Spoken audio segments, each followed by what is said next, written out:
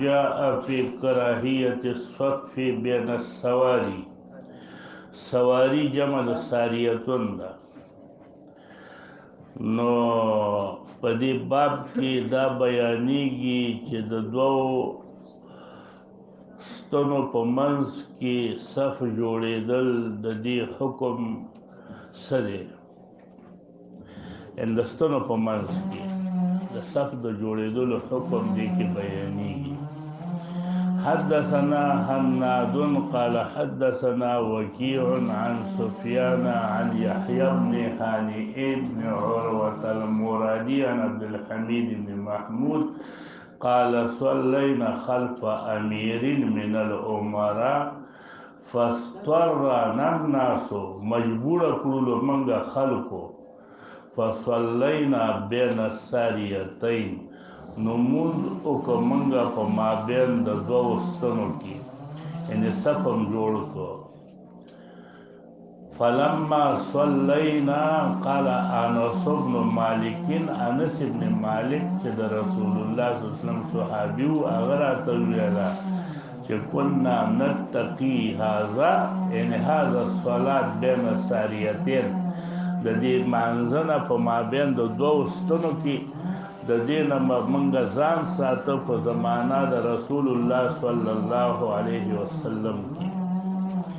نو د دې حدیث نه داسې معلومه شوله چې د دوو ستنو په منځ کې یا په منځ کې چې ستن راځي د صف، نو داسې د ستنو په منځ کې د صف جوړول جایز نه دي. په دې باب کې د قرة ابن ایاس المزنی روایت راغلی دی او حدیث د قرة چې دی هغه امام ابن ماجه نقل کړی دی. هغه روایت داسې دی حاکم په مستدرک کې نقل کړی دی او ویلی دی چې قرة ابن ایاس موزنی وی كنا ننهى أن نصف بين السواري على عهد رسول الله صلى الله عليه وسلم. ومنگا چې منی کولی بشولو چې منگا صف جوړ کو په مابین د ستنو کې په زمانه د رسول الله صلی الله علیه وسلم کې ونطرد عنها طردا من به د دې صف جوړولو نه بین ساریتین شړلی شولو بین السواري. دا لفظ د حدیث د ابن ماجه دی او دا حدیث امام حاکم رحمه الله هم نقل کړی دی مستدرک کې او صحیح ورته ویلی دی. دا حدیث امام ذهبی نقل کړی دی. دا حدیث امام ابن حجر هم نقل کړی دی. صحیح ابن خزیمه هم نقل کړی دی. امام ابن حبان ویلی دی چې دا روایت ټول ثقات دي. نو دا روایت نه داسې معلومه شوله چې قرة ابن ایاس وایي چې موږ به منې کولی شولو. نو د باب روایت هم صحیح دی او د قرة ابن ایاس دواړه روایتونه په دې دلالت کوي. امام مالک رحمه الله، امام شافعی رحمه الله، امام ابو حنیفه رحمه الله وایي صف په مابین د سواریو کې جوړول دا صحیح دي او دویو استدلال کوي په مانځه د منفرد باندې چې منفرد چې دی دا مون بین السواری کولی شي او په دې کې یو روایت هم دی چې رسول الله صلی الله علیه وسلم بیت الله ته چې دننه ننوتې او نو مونځ یې کړی و په مابین د سواریو کې. نو په هغه روایت باندې دوی استدلال کړی دی چې مونځ بین السواری دا جائز دی د درې واړو امامانو. امام احمد حنبل رحمه الله رای دا ده چې صف بین السواری چې دی دا جائز نه دی او په دې حدیث او په حدیث د قرة ابن ایاس باندې استدلال کړی دی. شارح مبارک پوری سے هغه هم نقل کړی دی د ابن سید الناس نه چې ولا يعرف لهم مخالف في الصحابه په دې مسله کې د یو صحابي اختلاف نشته دی چې صف بین السواری جایز نه دی.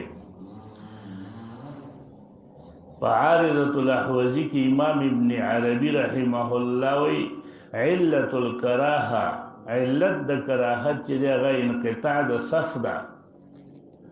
انقطاع د صف چې د ته صف جوړ کې بین السواری، نو د سواریو نه مخته او دې مخته په دې سواری سره انقطاع د صف راځي، صف جدا کیږي او انقطاع راځي. نو د دې وجه نه دا صف جوړول په مابین د سواریو کې دا جایز نه دی چې په دې صف کې انقطاع راځي. هغه وایي دویمه وجه مولا بعضې علما ویلې ده چې ولأنه موضع جمع النعال، چې دا د ستنو په منځ کې ځای چې دی دا د جمع کولو د نعالو موضع ده، په دې کې خلک نعال جمع کوي. امام قرطبي رحمه الله ویلي دي چې بین السواری دا مصلا د جناتو، د جنات مسلمانان چې دي د هغوی مصلا ده. خو حقه صحیح خبره همدغه اوله خبره معلومیږي چې علت د کراهت پکې انقطاع د صف راځي، چې صف پکې منقطع کیږي. امام ترمذی وی حدیث انس حدیث حسن صحیح متفق علیه روایت دی. وقد كره قوم من اهل العلم ان يصف بين السواری، چې صف جوړ کړلی شي بین السواری، نو دې نه منع کړې ده. وبه یقول احمد و اسحاق، دا مسلک دی د احمد او دا مسلک دی د اسحاق ابن راهویه چې دا ممنوع دی، ناجایز دی. وقد رخص قوم من اهل العلم في ذلك، قوم نه مراد دلته جمهور علما ائمه ثلاثه د دې ټولو رائے دا ده چې دا جایزه ده. ځکه وایي نبي علیه السلام مونځ کړی په کعبه کې بین السواری، خو د هغې جواب دا دی چې هغه په دې روایت د قره ابن ایاس کې صف جوړول راغلی دی چې ننهى ان نصف، ځان له مونځ نه منع نه ده راغلی. نو ځان له مونځ بین السواری جایز دی، خو صف جوړول پکې جایز نه دی، ځکه انقطاع راځي په دې صف کې. باب ما جاء فی الصلاة خلف الصف وحده، دا یوه مسله ده چې ډېر خلک د دې نه ناخبره دي چې صف نه شاته مونځ کول یوازې دا مونځ کیږي که دا مونځ فاسد او باطل دی.